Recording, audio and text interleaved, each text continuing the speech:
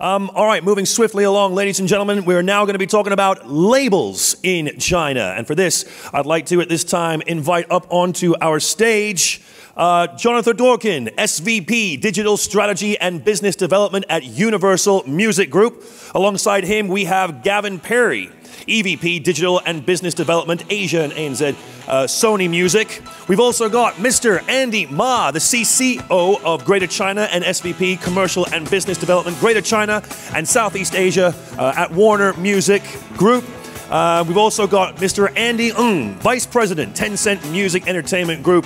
And I'm going to leave them and yourselves in the very capable hands of our moderator, the rockin' Rob Schwartz, the Asia Bureau Chief of Billboard Magazine. Enjoy, ladies and gentlemen. Hi, everybody. Thank you so much, Dom. Is this mic working? I can barely hear it. Okay, great. Thank you so much, Cushion. That was a fantastic overview of what Tencent is doing. Let me bring out my guests now, since they were all introduced. Guys, come on out. Andy, Gavin, Jonathan. Woohoo! Welcome to the stage. This is our esteemed group. Whoa! Little reorganization on the stage here. This is our esteemed group of label and Tencent guests. This is Labels in China. We'll do some questions with the panelists, and then if you have something you want to ask them, please jump in. I'm going to start with Andy Ng, who's VP at Tencent Music.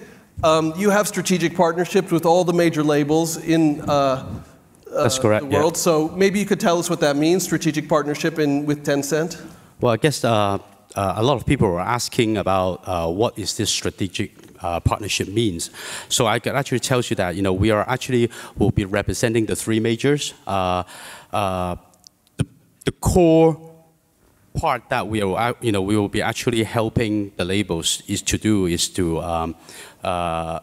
fight against piracy, because as you knew that in China there are still a lot of sites that was actually infringing different contents. So we have a large team of legal enforcement that could actually help the music labels in fighting against piracy. And in addition to that, we will also be helping the labels to distribute their content. So in a way, we are their sole distributor in the internet environment. So we will be helping them to sort out all these content distribution as well as the piracy actions. Right. Right. Let me just follow up on that for 1 second, because I think people are really interested in that. Obviously, China's got much more active about enforcing, takedowns of piracy. What would you say the environment is like now for, takedowns of piracy? Well, I don't want to say 100% legit or 100% legal. Right. I would say about 80 to 85%, but it's already relatively good, in terms of this positioning, and we are actually seeing that every year it actually will be, that there will be a lot of improvement about this anti-piracy. Yeah. Right.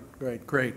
Okay, well, let's bring in our label guys here. You guys are all very well informed about the Chinese market. Let's first talk about, as many people know, the Chinese market is still pretty heavily domestically focused. You guys represent international labels, mainly, not entirely, but mainly international music. I wonder what your experience is in educating the Chinese consumer on Western music or international music, if you will. Why don't we start with Gavin? Yeah, I think interesting point. And when we look at our partnership with Tencent, I think that's the way you've got to view it, as a partnership. Before I move into your comments, I just think that we have a distribution deal with Tencent, but I think it's really important to note that we still do our own distribution to the international players, to the telcos, to some of the classical players, like all the video players. So I think the first thing to note here is that our partnership with Tencent is very valuable, but it's not an exclusive distribution arrangement. Yep. The second thing I'd make in relation to basically how we're marketing in China, we've done a lot of work this year. I think that's one of the things that we've really improved upon as an industry. Talking and working, we're going to Shenzhen, understanding the whole gamut of services that Tencent can offer. And recently we've had some really great successes with people like Martin Garrix, which we put out an EP, some wonderful marketing that just maybe you can't even achieve with some of the global players. We received some great results there. And the Chainsmokers, another great example where that EP was marketed extremely well across all the services of Tencent.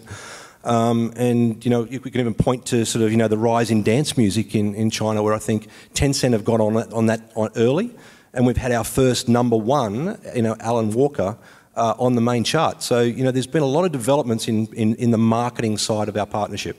Right, right. Well, before Jonathan jumps in, I'm just gonna follow up with you there. You say great marketing. Can you give a specific example of what that marketing is or how it goes? Well, I think it's literally working with Tencent to get the right profile in the right places, and obviously with you've got the three services, Kugo, Kuo, and QQ. But also looking beyond that, looking what you can do across the other social media platforms, the gaming platforms. There's so much, consumers on those services, and that's where these guys do something really unique in that regard. Great, great. Jonathan, you have some ideas? So, the mix of domestic and international repertoire is obviously critical, but the truth is that we have kind of a long-standing investment in Chinese repertoire. And so we want to see, a great platform for our international artists to be able to come to market and expand their reach. And, I think to Gavin's point, the ability to communicate and kind of engage consumers across multiple touch points in the Tencent ecosystem is remarkable. But at the same time, our local development of content is really critical. And, I think that what we're most excited about is thinking about the creative possibilities for domestic repertoire development and how we expand that. I think, what you're seeing, and, as Cashin pointed out, you're seeing this explosion of interest in streaming music, an explosion of consumption of legal music. It's remarkable. And so what we want to do is really be there to leverage our expertise in making great repertoire, whether it's international or domestic, but really thinking about how do we play in the domestic space to do something really meaningful for Chinese consumers. Right, right. We'll follow up with that more, and I think that's really important, but I'm just going to push you a little bit because Universal is, a gigantic player with international music. How about marketing your more international artists in China? How has that been going? Do you feel there's a need to educate the Chinese consumers? This is just my personal understanding. You can tell me if I'm wrong. There's some artists who may not even have much popularity anymore in the Western market who still sell in China. And then there's other artists that are gigantic, massive superstars in the West, and they're unknown in China. Yeah. And I don't know if it's a problem or not, but it's certainly a gap between the markets. I wonder if you guys are addressing that, if you feel a need to address that. We are, and I should say I'm not a marketing guy, right? So okay. I'm a strategy guy, but I think the reality is that it's an unbelievable platform, and what we do see is there is more and more engagement around Western content and interest in Western content, and there are very particular kinds of artists that seem to resonate with Chinese consumers. And of course, we're going to do everything we can to make sure that that platform is available to the full roster and full suite of artists. There are no particular anomalies that pop to mind, in like kind of David Hasselhoff Germany kind of. Right. But we're also thinking about not just bringing our international repertoire in, but also how do we internationalize incredible Chinese content, like Long Long, who's a signing we made a few months ago. Right, right. Okay. Well, maybe we'll come back to it, but that's a fair answer. Andy Ma from Warner, maybe you can tell us your experiences there, in China, educating the Chinese consumer. Yeah, I think, first, the three major work together, now with Tencent is not new. I think about 8 or 9 years ago, three major already formed a one-stop China. That now we just, expand our partnership with more powerful partner to work together. So to me, it's a chapter 2. And now go back to your questions about the international content, how we educate the consumer in China. In fact, when we talk about educating the China consumer, in fact, we also learn from them. They also educate us. This is two-way education. If you go to China, not just about the first-tier city in the Beijing, Shanghai. If you go to the second-tier Chengdu, Chongqing. If you go to the pop, go to the young guy, what kind of music they listen? really dynamic. They are not changing, just listen to the international repertoire. They also, using the Chinese, as a language to become more dynamic. Have a hip hop for the Chinese, have a rock, have a really jazz, everything. So now we will see, that kind of a really two-way and have a big atmosphere that is, China is become open to the public. We do believe that, international repertoire have more opportunity over there. You could see a lot of international artists when they go there. It's not just about selling their own music. They are bringing the culture. And now I think the consumer is hunger for the new culture to become a new dynamic for their future. Right, right. One thing I want to ask you guys, and it's always a little bit of a dilemma here because Music Matters, we're in Singapore. I think a lot of people in the audience know something about the Chinese market or know a lot about it, but I think that some people don't know very much about it. And the fact is that basically it's a whole different universe than other music markets in the world. Particularly, it's a whole different internet universe. So all of you talked about, to some extent, reaching the Chinese consumer. I wonder which platforms you feel are the most important. Obviously, Gavin mentioned social media, but if you can give us more information about that, what is crucial to use in China, and how much I wouldn't want to call it traditional media, but more like newspapers or magazines, or is that completely irrelevant in the Chinese market? Anybody want to jump in and address that? Yeah, I think it's pretty much digital marketing through and through, right. And that's where we put most of our effort. I think it's a really good question because when you sit down and you go, how do you market in China? You start to think about, well, how do I market in the in the Western world? And basically, you've got your Google ads, you've got your Facebook ads, you can do the other social platforms, and you've got your remarketing tags, and all that works, and you can work the ecosystems. And when you look at that in China, you have to almost sit down and start again. Right. So your marketing approach is very different when you get down to that sort of detail. One thing that will always win out though is great content.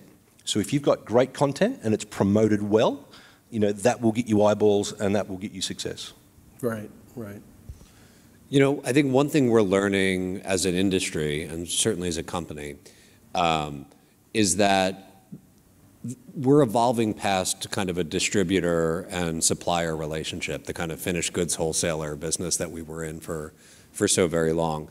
And what that means is that, when you talk about what a platform is, it means that, you're given kind of access, tools, and data to go and build it yourself. And one of the things that we find fascinating about the opportunity working with Tencent and with others in the market is that you can really construct these beautiful kind of end-to-end campaigns, right? So it's not just about, hitting a consumer on a particular platform and driving their behavior over here, right? So it's not just having a Facebook ad with a download link to some other product, but there's really a fascinating opportunity about kind of reimagining what does it mean to leverage all the various tools of these various platforms, whether it's chat, whether it's commerce, whatever it is, to build something that's really elegant and seamless. And I know that you're going to push me for a reference example, which I don't have at hand. But well, not necessarily reference, but continue. But I think it's something that we're learning in China and that we're thinking about globally, which is that we're in a very different business. It's not just hand our partner the content and wait for them to do something, right. But it's really thinking about what does it mean to be a digital native? What does it mean to be a platform native on these platforms? And then how do we construct something, a story that's actually meaningful and engaging over time and then scalable across a huge roster of art? Yeah, I think you really hit the nail on the head there with that, a whole new generation in China emerging. And I'm going to push you, not for a specific reference for an artist, but if you wouldn't mind, because I think it's really fascinating and astute point, is what does an end-to-end campaign mean? Can you give us a couple examples of what would be included in an end-to-end campaign? Well, I just think, if you look at all of the platforms that Tencent operates, right? So to generate something from WeChat and then move it into a commerce opportunity and then have it touch QQ Music and think about live streaming and the way you put all those pieces together to construct a kind of a holistic story around an artist, again, our challenge, and to Will's point around the attention economy is not just gaining a single point of attention, but it's gaining consumer engagement. And more we need to start thinking about how do we maintain and engage consumers, not just how do we impact them and drive a quick transaction. Right, cool, great. Andy, do you have some comments? Yeah, I think, the consumer in China, they are not big difference from the rest of the world. When we're doing, marketing our artists in China, we're using the O2O models. I think this O2O means online to the offline.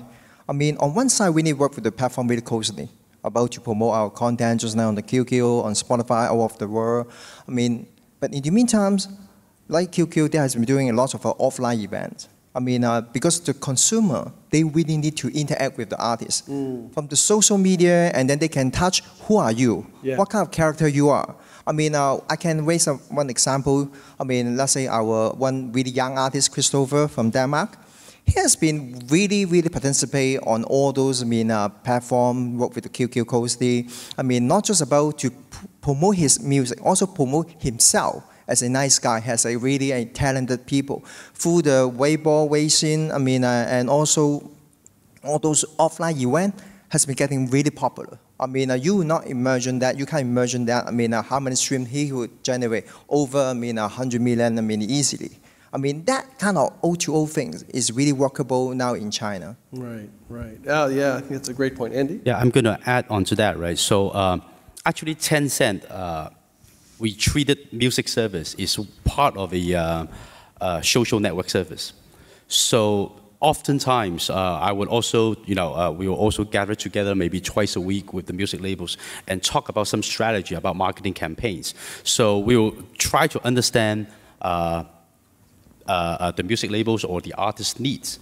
And because in Tencent, we actually have many different social network services. Right. So we'll actually leverage these social network services, including or blend in the music elements onto it. So that when we are actually promoting the song or the artist, we are actually using different ways through the social network kind of chain to promote. So in a way, we are not like an original or a general music portal that, well, I'm just going to give you a banner and I'm just going to promote you all the way like 3 days in a row, and etc. But we try to leverage these kind of social network services to reach out and to reach out to the other end users that who actually may love music. For example, in our gaming platform or on WeChat, on QQ or QSong is very similar to Facebook, by the way, So we are actually leveraging all of our core social network products in promoting in different ways for the artists and the songs. Yeah. Right, that's very smart, yeah.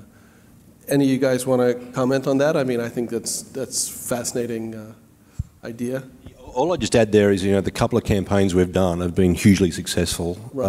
And I think the other thing that we can't ignore is just the rise of live streaming. The numbers that we're seeing there are enormous. And also the value of that market, I think there's an estimate around like 3 billion that it's grown so quickly.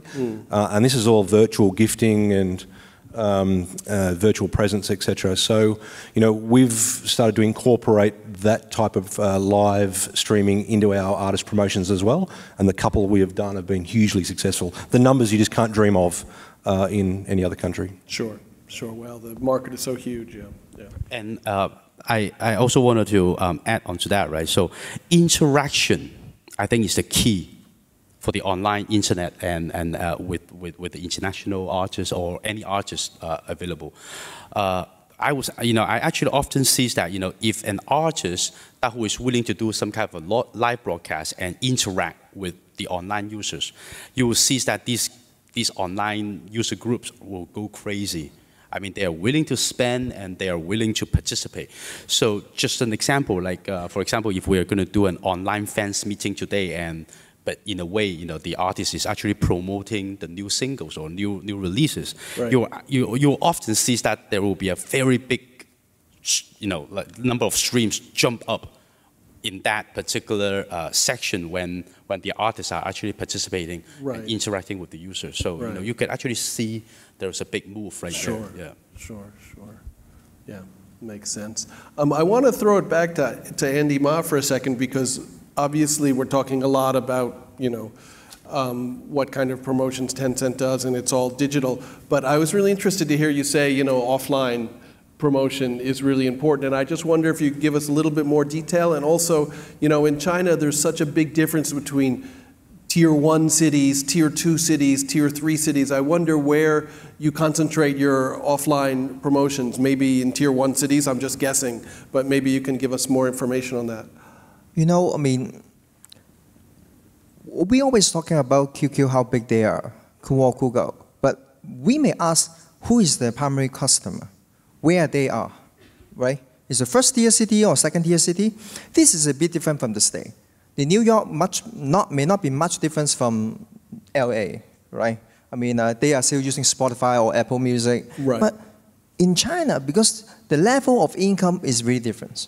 I mean, they can, in the Beijing, you can earn about, I mean, $3,000, $4,000, $5,000 a month. But in a really fourth tier city, I mean, they can just make about, I mean, $800 dollars. Right. So that means their consumer behavior, their interest is really different. For those kind of cities, don't underestimate, they can put all their whole month's salary to buy a concert ticket.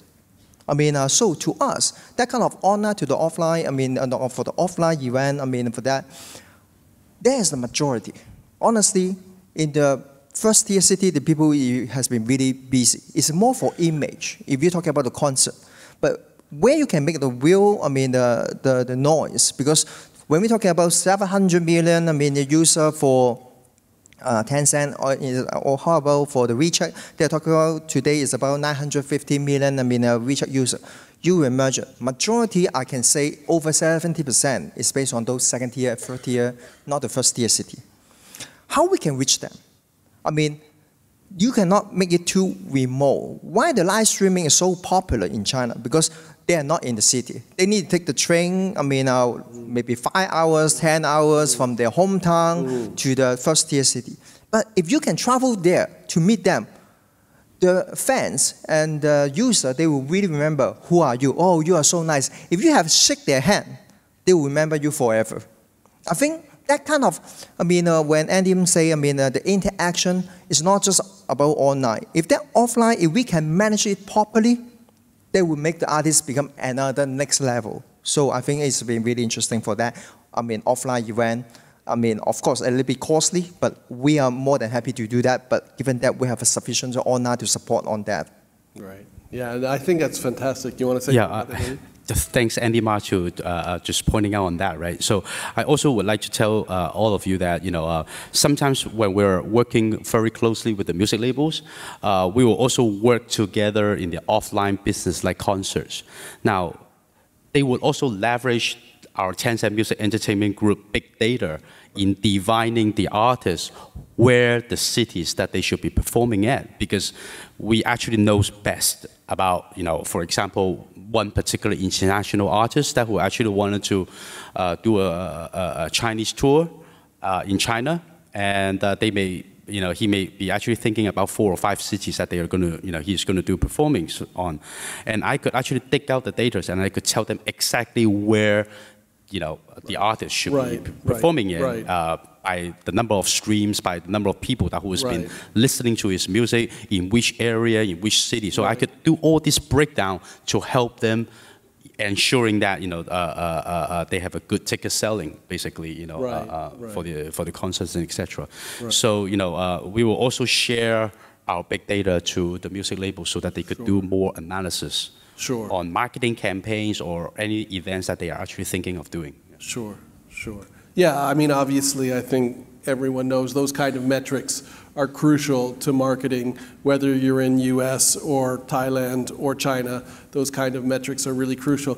I really appreciate what Andy Ma said, because there's a lot of things that we don't really think about when we think about China, like the fact that it's so big. Like you said, somebody may take a train for 5 hours just to see an artist or just to meet an artist. That kind of thing is almost inconceivable in some other countries. One, they're not that big, or two, they would wait for the artist to come to them. But it's a kind of a unique orientation in China. So I really think that's a valuable insight. And I really do believe that offline, of course, digital marketing is crucial, we all know that.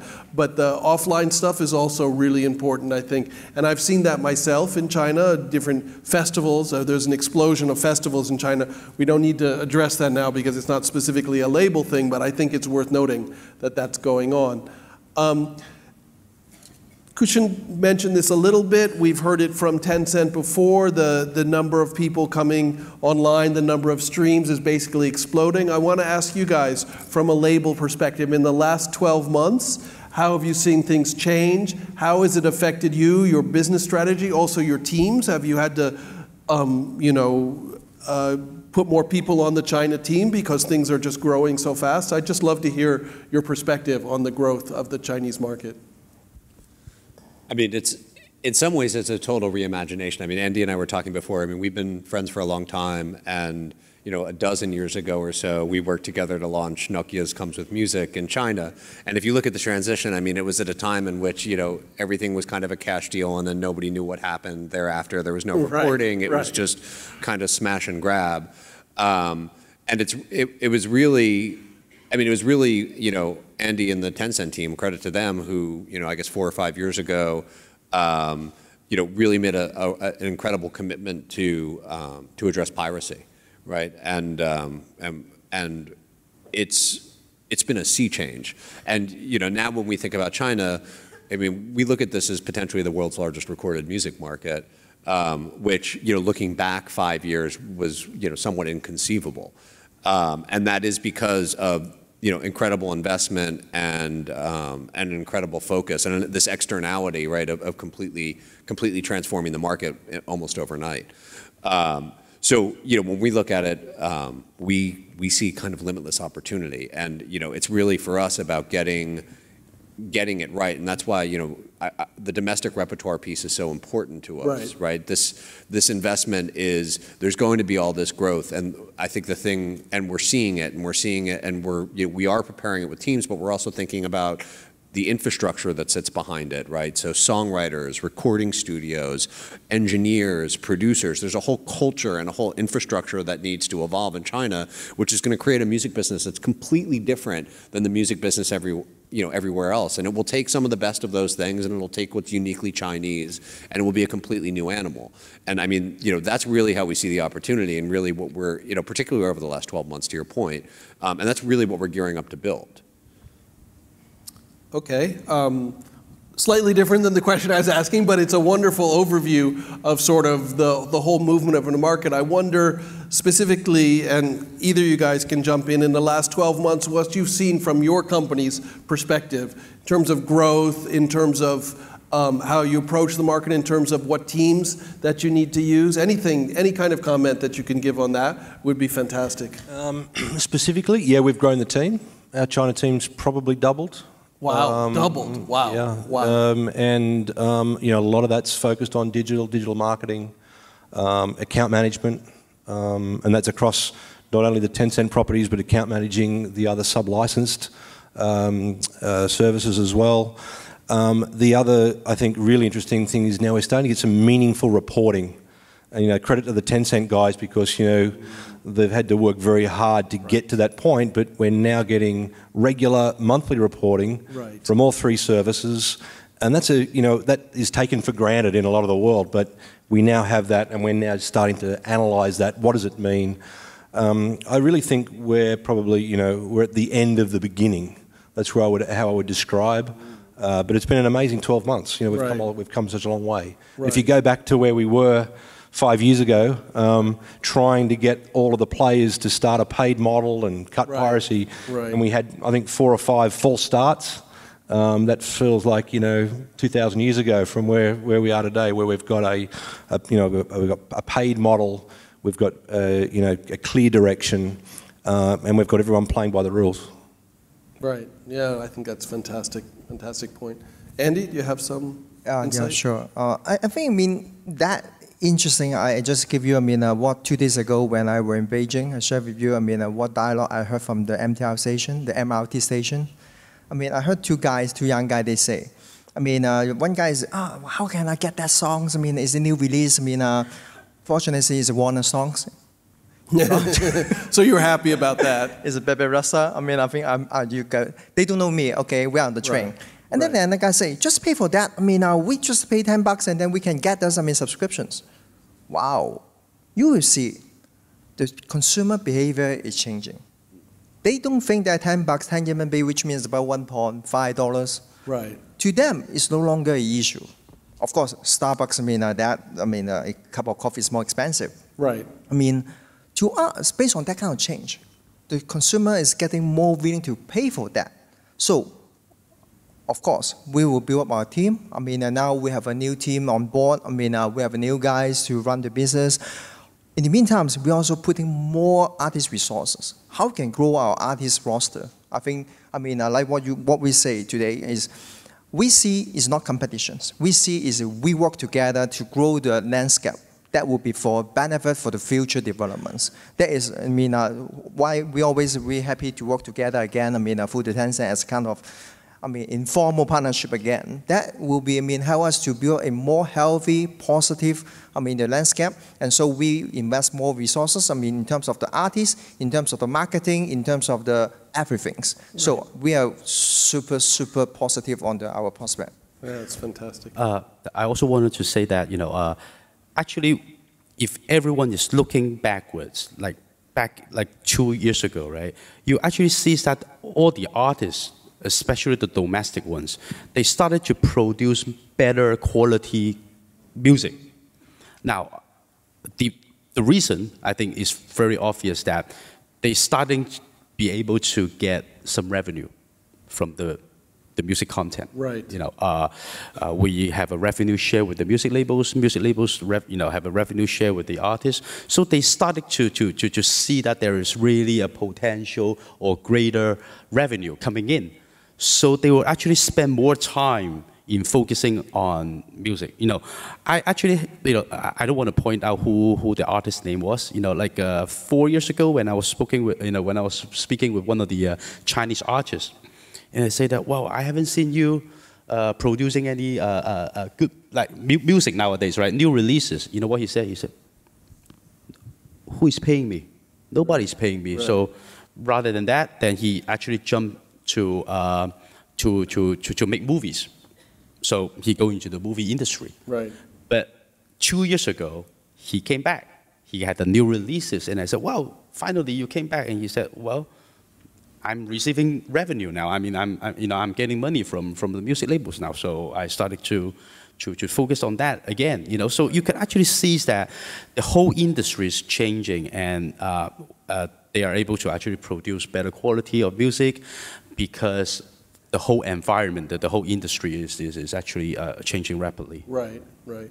And that actually leads perfectly into what I want to talk about next, which Jonathan touched on at the beginning, which is that A&R has sort of become a forgotten term. There's no more A&R, but in fact there is A&R. Maybe we don't call it that anymore. But what do you feel are your creative opportunities as major labels to develop Chinese artists in China?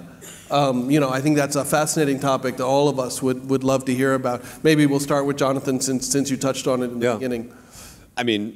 It's enormous, and we're looking closely at it. And obviously we've been in China for many years and have always invested in Chinese artists. But what we see now is this huge opportunity. I think the centerpiece of that is looking at building an Abbey Road Studios in China is a really exciting opportunity for us. And it's for me, I think it's a really emblematic statement about our commitment to the market, because I think it's very easy to be cynical.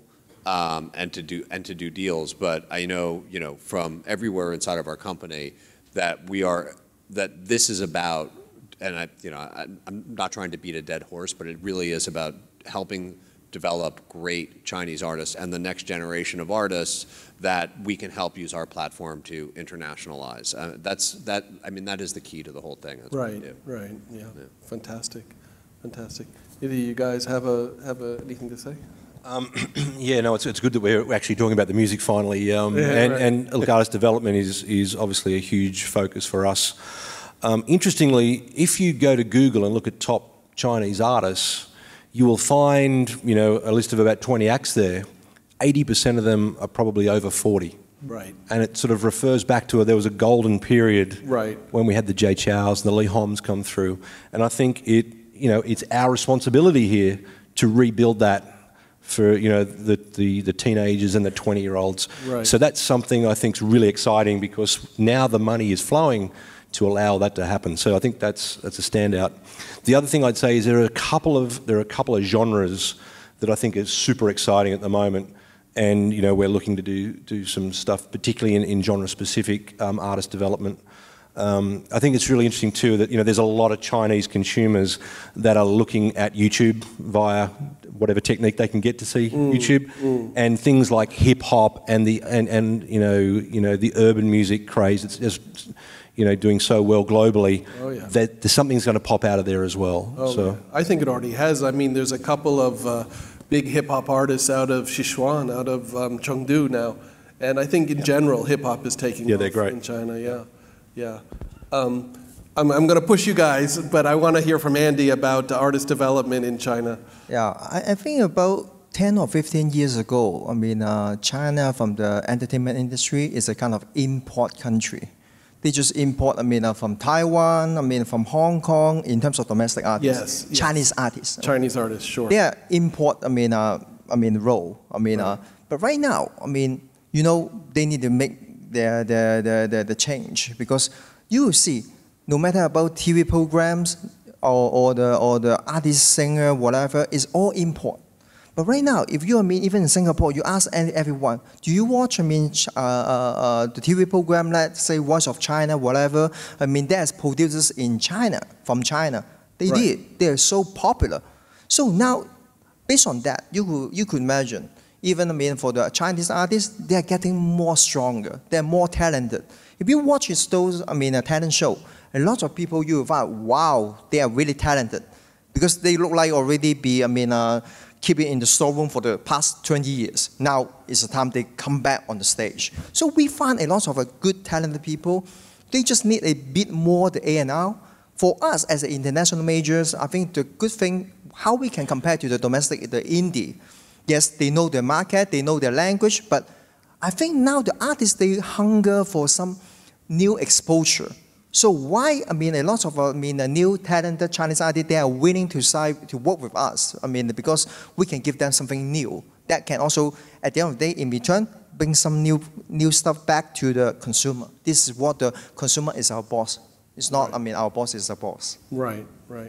Yeah, I just want to reiterate what Andy said. A producer, a friend of mine who's actually made a lot of very big hits in China and Beijing says, probably, and you can tell me if you agree with this, especially Andy, 10 or 15 years ago, the market might have been 70 or 80% artists, and we're talking about the Chinese so-called domestic market, 70 or 80% artists from Greater China, from Taiwan, from Hong Kong, from Malaysia or wherever, and now it's switched, and probably 80% actually Chinese mainland artists, and the other, the minority is now Taiwan or something like that. Yes, so the mainland Chinese artists are getting more influential in the market, especially in China. And also they got a lot of more exposure actually nowadays in Hong Kong or in Taiwan. So yeah, it's been changing a lot, really. I can actually see that starting, there are a few mainland Chinese artists that has been so famous that even international-wise, like the fashion show or whatever, they would actually, invite these mainland Chinese artists to attend, and to wear their clothes, and etc. So you could actually see that, the Chinese market in China has been changing a lot, and is actually influencing a lot of different territories, countries. Right. We don't have a lot of time, but I just want to push you guys a little bit on this creative opportunities in China. Obviously you don't need to give us any artist names or anything like that, but how would you engage with creating content in China? Would you, look for artists to manage, look for producers to work with? How would you try and engage creative opportunities in the mainland? So I mean, I'm the furthest thing from a Chinese A&R guy, right? Yeah. But again, I think it's about not just investment. It is about investment with artists, but it's also about investment in infrastructure. Right. And I mean, look, in some ways, China is microcosmic of what's happening, which is there's all this attention and interest and investment in music. And what that means is that is going to be very, very good for artists, right? Because all those things kind of flow together. Right. So when we think about the opportunity, we think about, again, we think about recording studios. We think about having great producers and writers, great collaborations. And, I mean, I think Will talked about it as well, but you look at things like Despacito and the opportunities to leverage artists from outside of China to collaborate with Chinese artists. And again, when we think about ourselves as an international platform, that's very, very central to the way we think about the opportunity. Great, great. You guys have any comments? I just think one of the most important things is to remain agile, because Sorry? to remain agile. Oh, right. Because what I would say is that the opportunities are coming in all different directions, Right. and I think if you're too structured as a company, you're going to miss out on something. So my suggestion is to make sure that we've got the right competencies inside the company, that we can look at all these opportunities individually and assess which ones we want to move forward. But all of the above, I think you mentioned how would we approach this. Right. I think all of the above. Remain agile. That's the key point. Right. Right. Yeah, I think right now, I mean, we are become more dynamic. I mean, to search our potential new artists. Is from the internet world, from the social media. I mean, from the TV drama for the typical artists. I mean, now the China is getting us a more dynamic approach. I mean, that we can have a really, even you go to the pub, you can see something that would be really interesting. So I think, I mean, like Gavin said, I mean, we need to make our company also, I mean, is to be more flexible. I mean, how we can have can incorporate the different genre, like the hip hop. I mean, we cannot using one way to do all music. The A&R should be really dynamic. I mean, it should be really diversified. Otherwise, the artist will feel, you cannot help me. Why I need to sign label? Especially today, the digital world. We already can be B2C directly. I mean, even some people, they can say, why I need to sign the label? Yeah. I mean, what value the label can give it to me? Right. I mean, that will be something, you need to give me the A&R. I mean, what is the real A&R? It's not just about, I mean, the money. It's about, I mean, the creative things that artists could feel, you are helping me. And then go to the next level. So I think that will be more challenging. And in fact, the Chinese artists, they know much more. Although they could not access to Facebook, YouTube directly, but they know the world. They travel around. I mean, so that gave us a more challenged job. I mean, how we can be competitive, but be more creative. Fantastic. Oh, I think those are really good insights. We're running a little bit over, but I just want to throw it out to the audience just in case anybody really has a question, a burning question they want to ask our panel.